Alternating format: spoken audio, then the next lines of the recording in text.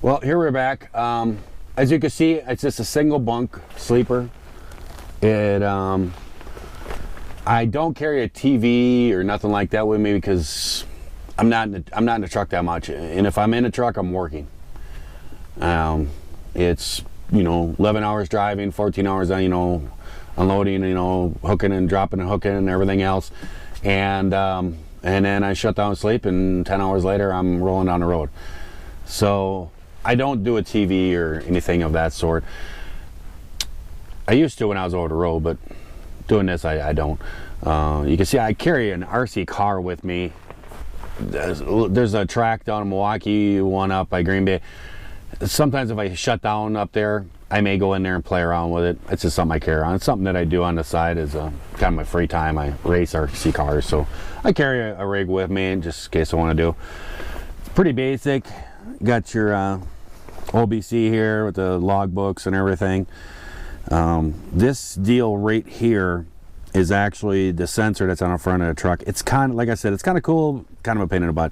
It's actually like a radar device. It will tell me how fast the car is going in front of me, and it tells me how many feet away I am. And if I get too close and I'm going faster than they are, it will actually start beeping at me, and if I let it do it too much, then it will record on here saying a headway is recording.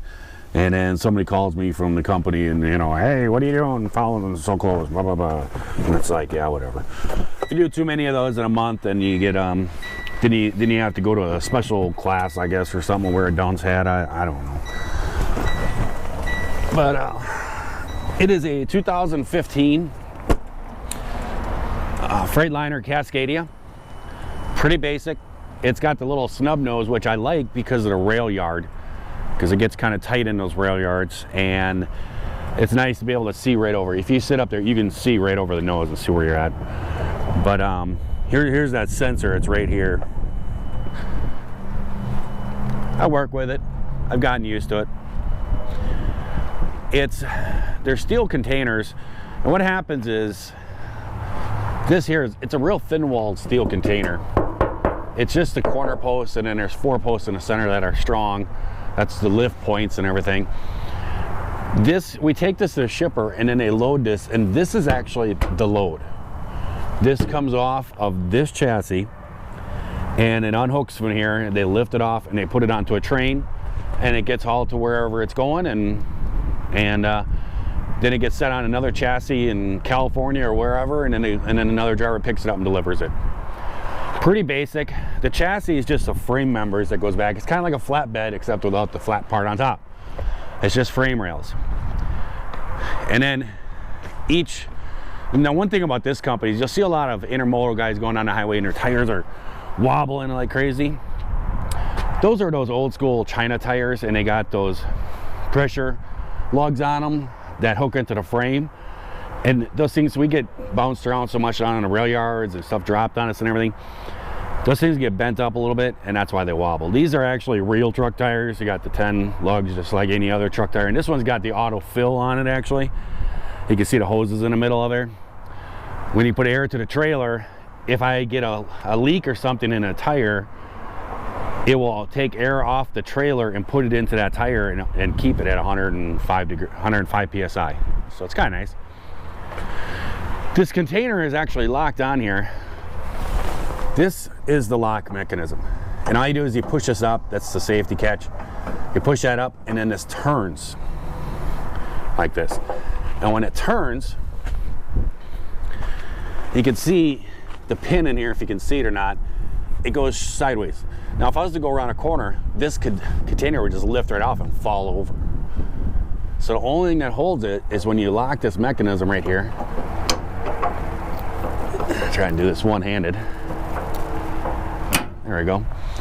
See, now you can see it's sideways. So now this can't come off. It catches on there. That's the only thing that holds it on there.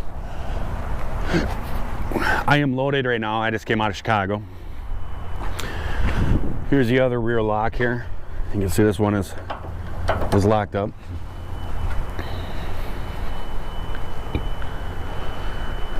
And then on the front, there's a different style lock. This is a pin, And this pin goes in and out. There's a hole right inside here. And the pin on here, you can see it. And you can see this one has a zip tie on it. Somebody put that on there. I can't do it unless I get rid of the zip tie. There we go. Now, if you push this pin up, it slides straight out, just like that. Now that pin has been pulled out, same thing, go around a corner, this container comes right off. So you got to make sure they're pushed in. Push them down, and that little lock mechanism with locks on there. Pretty simple. Really not too much to it. And you can actually see, right there's John's truck. He's home. I think the last video I saw, he's gonna be home till Tuesday or something. So his truck is parked right here.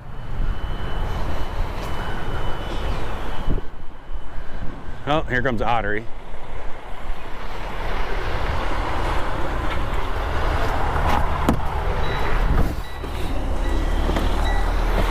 These guys here, Ottery. Whoops! I just whacked the camera. Sorry about that. That Ottery there, I actually know the owner of that company really well. He's my next door neighbor, actually. And he's tried to get me to come drive for him. I used to drive tankers, but I'm not really interested in working for him. I kind of grew up with those guys, so. But for tonight, so far, my pre-plans, I'm delivering this load up to Green Bay. That's where I'm heading right now. And then I'm picking up at a P&G over on Mason Street in Green Bay, and I'm taking that one down to a BNSF rail yard in Corworth down in Chicago, and then that load is going to be delivered to Oxnard, California.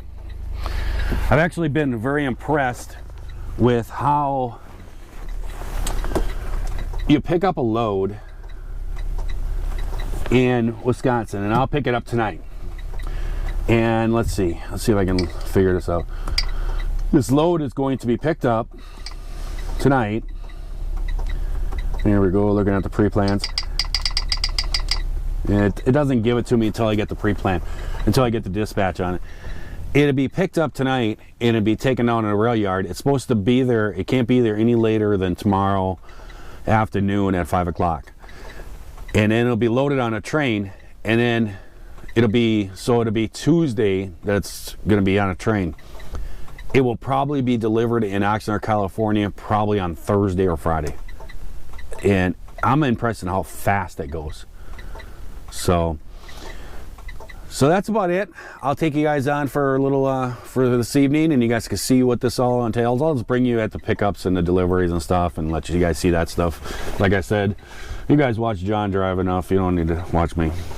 So we will catch you up in Green Bay, and I'll see you later.